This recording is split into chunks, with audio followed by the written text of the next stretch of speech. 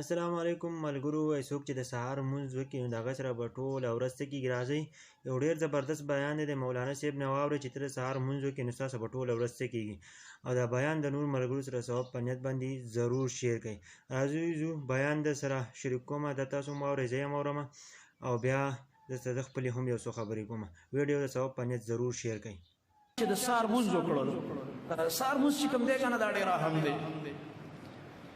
د سهار لمونځ یې وکړلو نو دا د الله نبی فرمایي دل الله ذمه داري ورکړله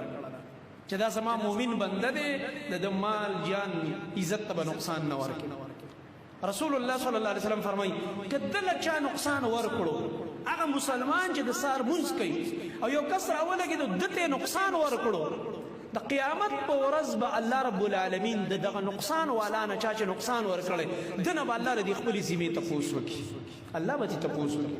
الله به ورته وایي ولې دې زما بنده له نقصان ورکړی هغه بنده چې ما ته سجده ولګوله چې ورځ یې شروع کېده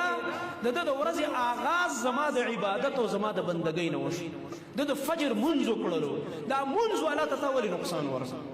ولې دې دا کار کړی زما محترم ورون دا حقوق دي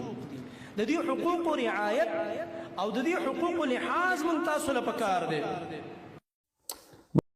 ملګرو ویډیو هم وکته تاسو ته پته ده هم په خوږ اسلام کې هر څه شفا شته تاسو ته پته ده که څوک بیمار شي د هغه شفا پکې شته یو ډېر ښایسته دین الله پاک موږ له راکړی دی او موږ د الله پاک شکر نه ادا کوو موږ له د الله پاک شکر ادا کول غواړي او پنځه وخته مونځ کول غواړي موږ چې د سهار مونځ وکړو نو موږ ټوله ورځ څه شي برابر شي ځکه چې ته مونځ ونه کړې نو ته چې راپاسې نو ستا ذهن به ډېر زیات خراب وي ته به ډېر زیات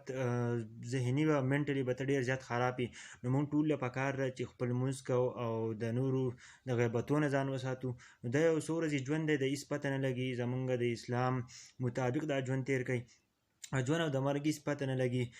چې کله موږ له مرګ راځي اوس ژوندی ماښام دې پته نه لګي ماښام چې ته سم دی ستا پته نه لګي که ته